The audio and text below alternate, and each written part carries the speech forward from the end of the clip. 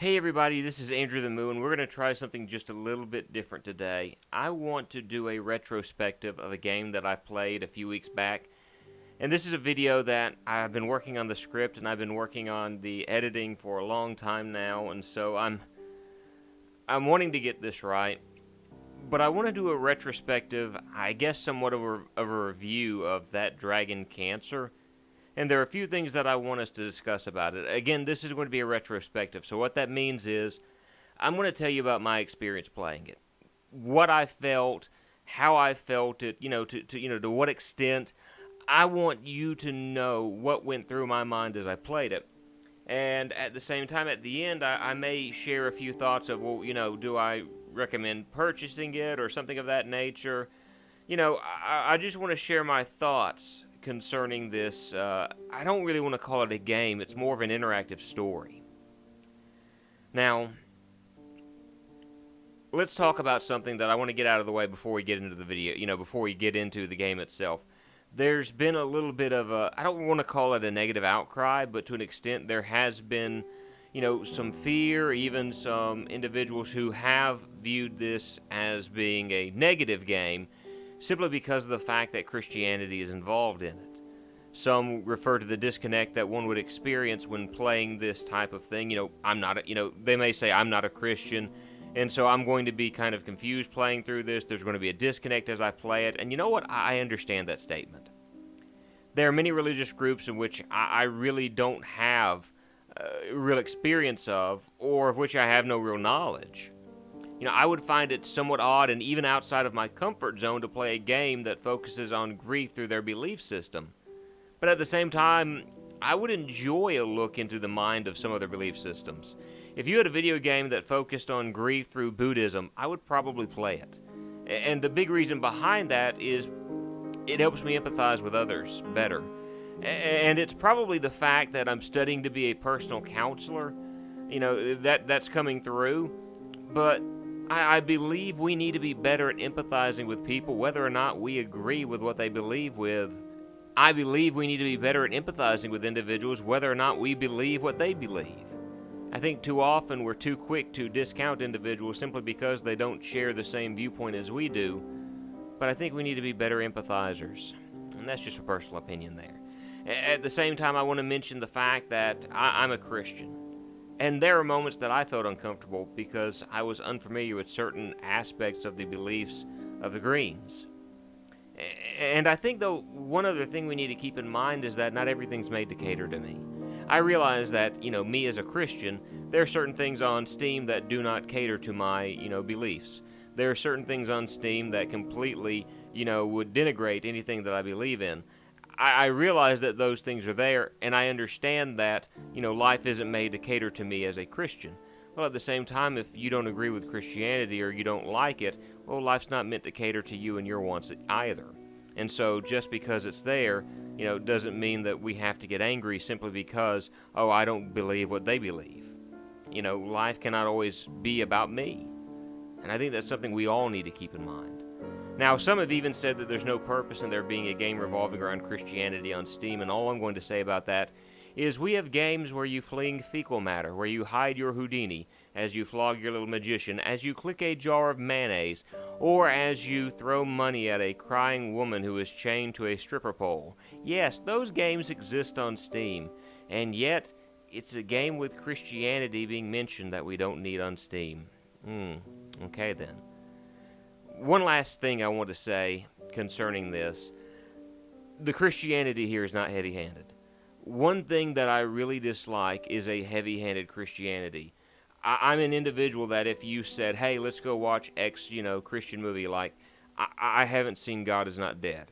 I haven't seen God Is Not Dead 2, and I probably won't, simply because of the fact that, one, I don't agree with a lot of the logic that's used in those movies, and because of the fact they are very heavy-handed. They try to force something in your face that really doesn't need to be there. This game is not like that. There's mention to Christianity. There's a discussion of how the Greens used God and their beliefs to grieve over this and to deal with this situation. And that's all this is about. This is just the Greens expressing what they went through. So we need to keep that in mind. they're not going to throw, they aren't going to turn around and make the statement, if you don't believe in God, you're going to go to hell for all eternity, and you need to believe in Jesus, and you need to do that. They're just simply discussing the grief process.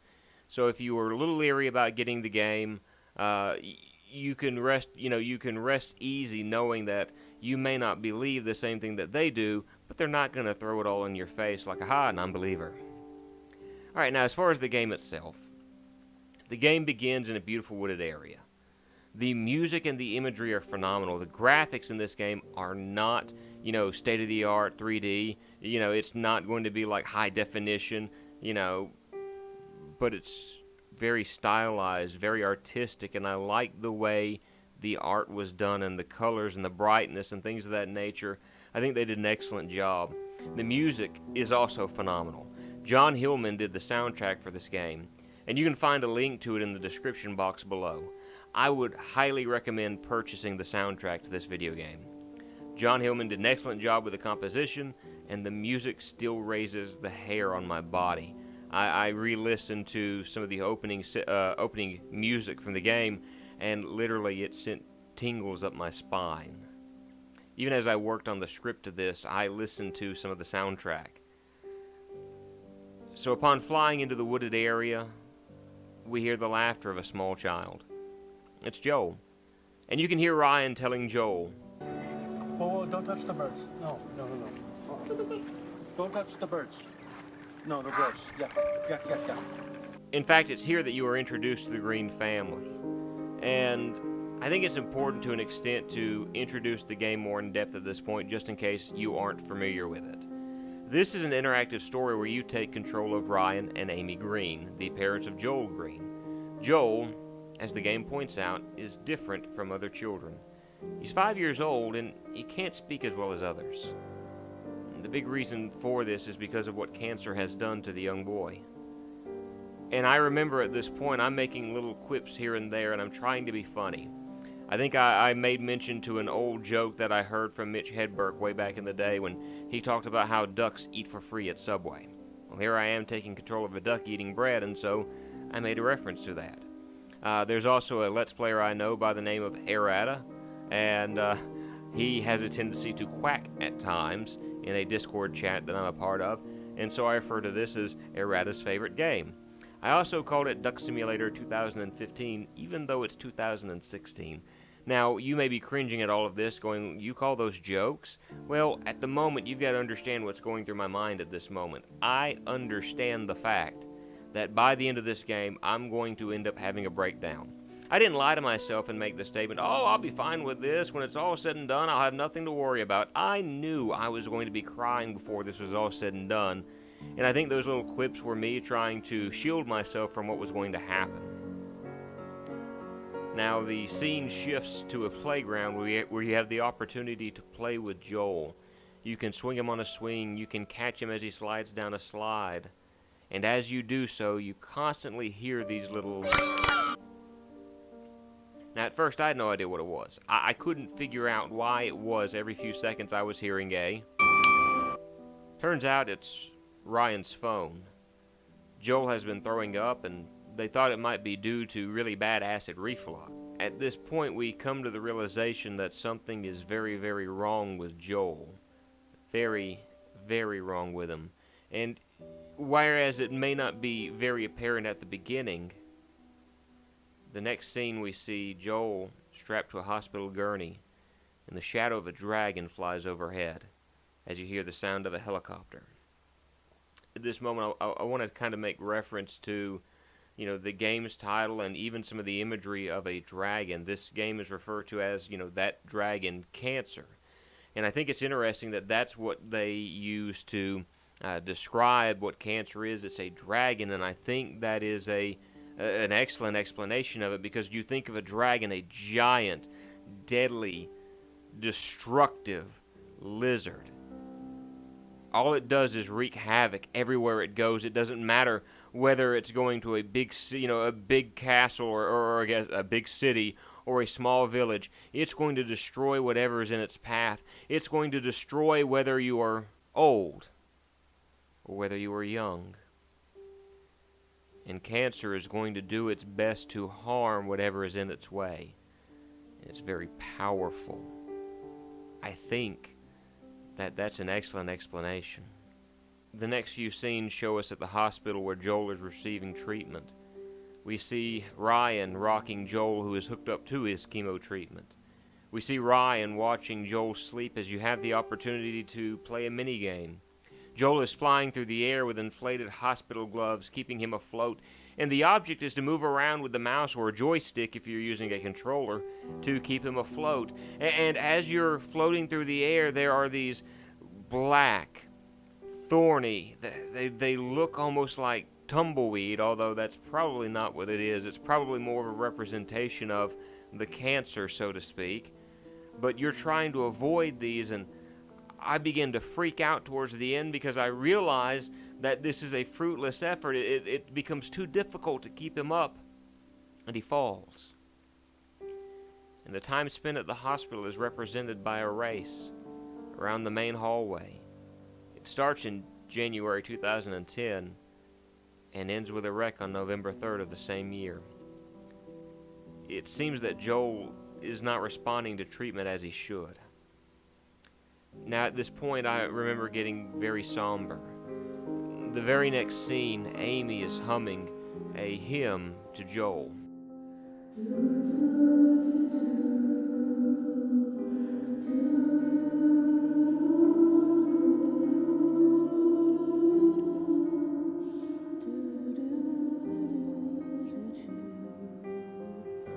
She's humming How Great Thou Art, and I'll talk about the significance, my personal significance, why that song kind of set me off in just a moment. But I began to reflect on a number of different things as I played through this. Weeks prior to playing this, I attended the funeral for a friend's father. He passed away from lung cancer. Now at this point I'm reading through cards of individuals that have dedicated, written messages to lost loved ones. And I thought about a friend's 1-year-old who had surgery to have a tumor removed.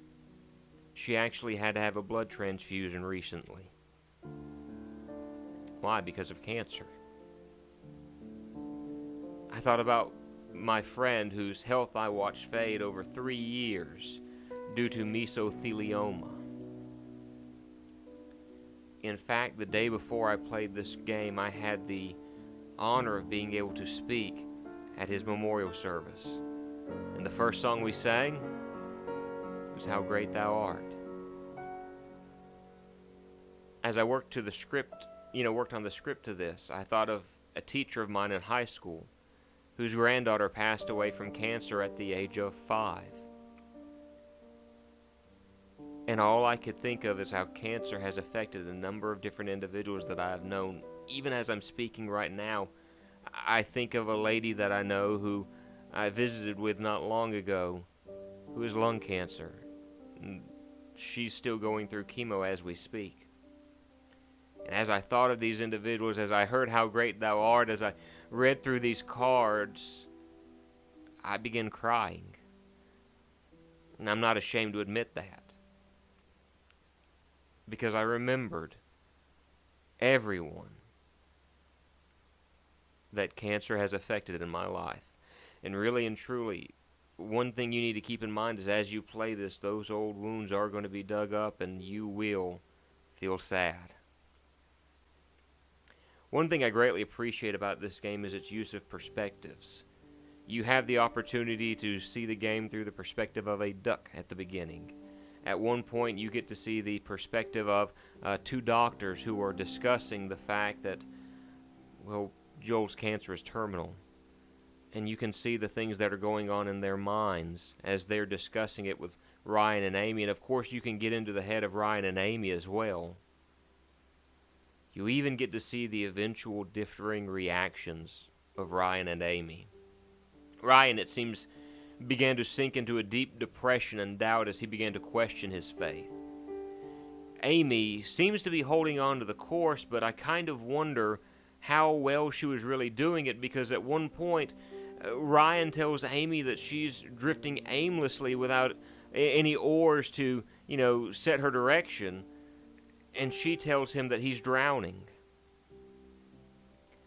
I can't help but appreciate the candor that's shown by, these two individuals, as they seemed very honest about the struggles they face while they watched their son slowly die from this terrible disease. Now, two of the worst parts of the game, both for different reasons, occur towards the end. Now, one of the worst parts took place about an hour and 25 minutes of my playing this. Joel has been dealing with so much chemotherapy that he is dehydrated. He is restless, and he is crying. And I remember, here I am in the perspective of Ryan, and I'm trying to move around the room to find that one action that would calm Joel down, that would make everything okay. And I remember that you can go up to the window and kind of move the mouse away from the window. That way you can have a moment of calm where you can't hear the crying, but you're forced to return back to it. Shh. It's okay, Jolie. Shh. Don't throw your head, buddy. Don't.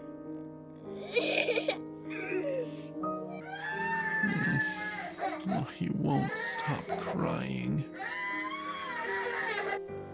And I began to look around and try to find, and I ran laps around the room, and eventually I grew frustrated because, well, not because of Joel.